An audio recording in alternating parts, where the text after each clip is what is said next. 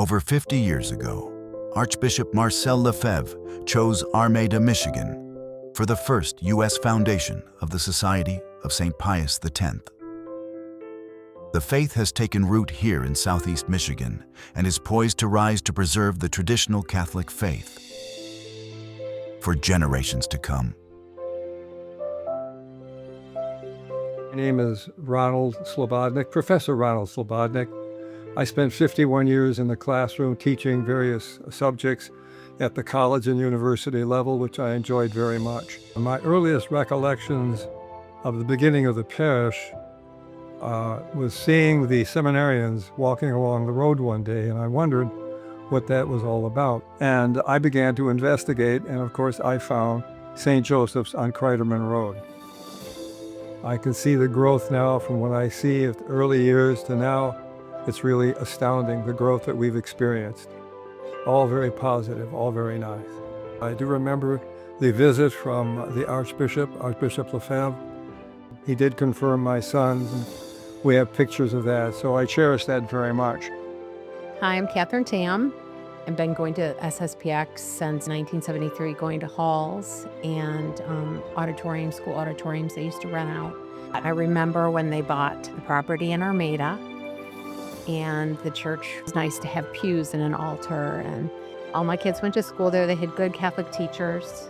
They had the priests that were teaching religion, Latin. They had Mass every day. They made a lot of good Catholic friends. A lot of the classrooms were in the basement of the church, and then they started buying portables, which were cold in the winter. All the families would get together on Wednesdays and have baseball games, and with all the children, with pizza. And, they made the friends for life, so that was wonderful. The Academy is bursting with life. More families are arriving, searching for reverent liturgy, clear doctrine, and schools where the faith is lived fully. We've been trying to do some renovating, but it's just not big enough. We're just growing by leaps and bounds. And a lot of people in metropolitan Detroit are looking for the traditional Mass. They're looking for their faith. The life of this community is not in question. It is evident. The future is already arriving. In the children filling the classrooms,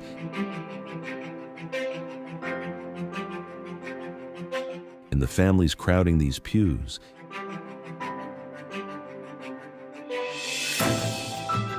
in the vocations quietly taking root.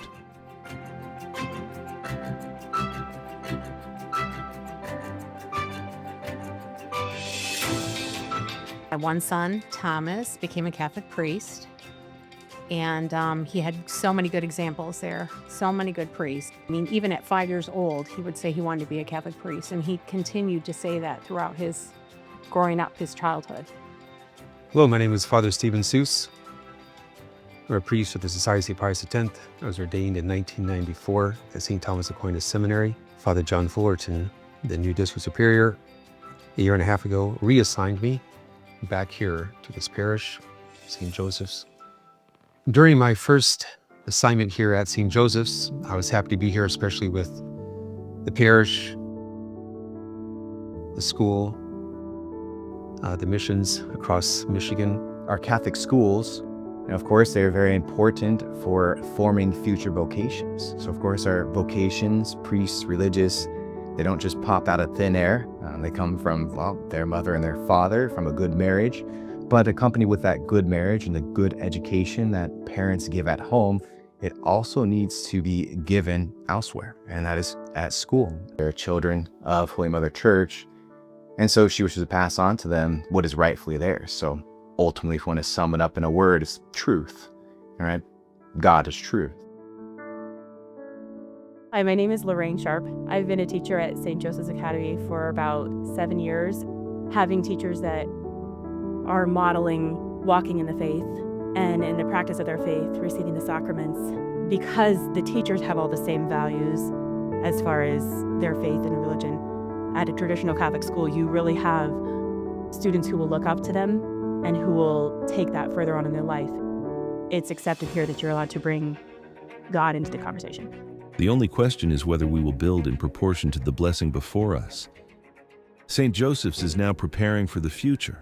On 22 acres of land in Armada, purchased debt-free, a new campus will rise. The faith planted here more than 50 years ago is still growing, and now it is time to build for the future. My name is Tyler Genetazio. I am the project coordinator of the Rooted and Rising campaign and what we're trying to do for the facilities at St. Joseph's Academy. People sometimes ask why we're putting so much effort into this, and honestly, in my opinion, we don't really have a choice. Father has directed us to create a beautiful, cohesive, traditional campus, and we've interviewed various architects local here to the area who are knowledgeable about the soil, about the ground, about builders, about the county restrictions that we may or may not run into, and we have hired them to develop the master plan.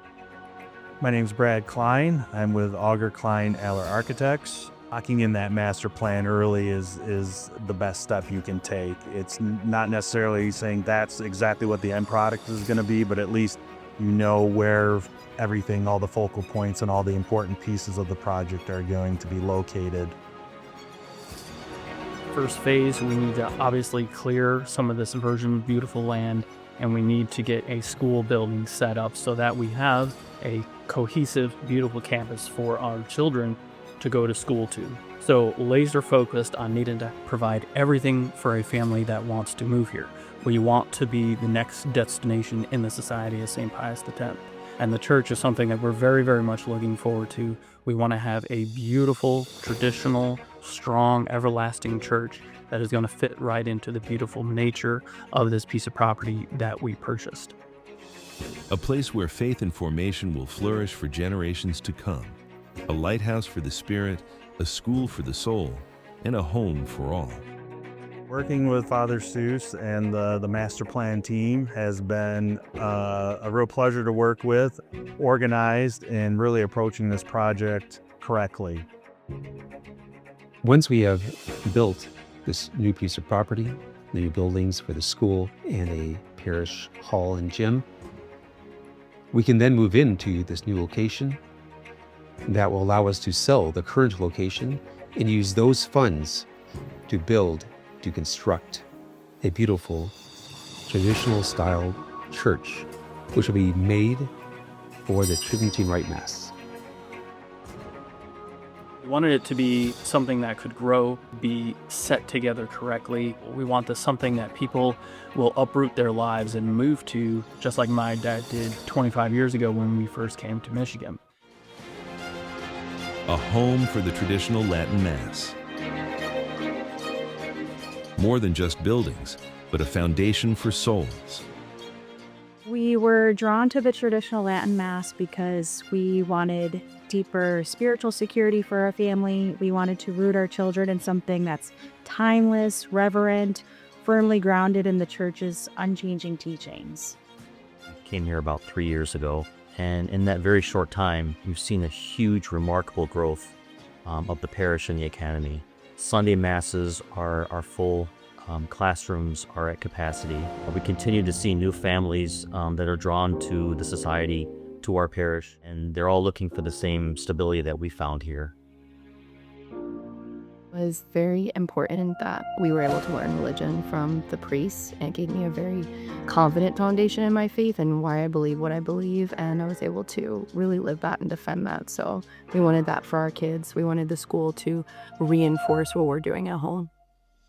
We are working on something that is going to last generations, something my kids, grandkids are hopefully going to go to and realize that their dad worked on that, and we want this place to be magnificent. This is the importance of having the Mass and having a parish. It's not just for an individual, it is for the families, it is for society, for now and for the future. What we need then is this school, and that foundation builds the moral compass necessary to navigate our society, hopefully to the end of their days.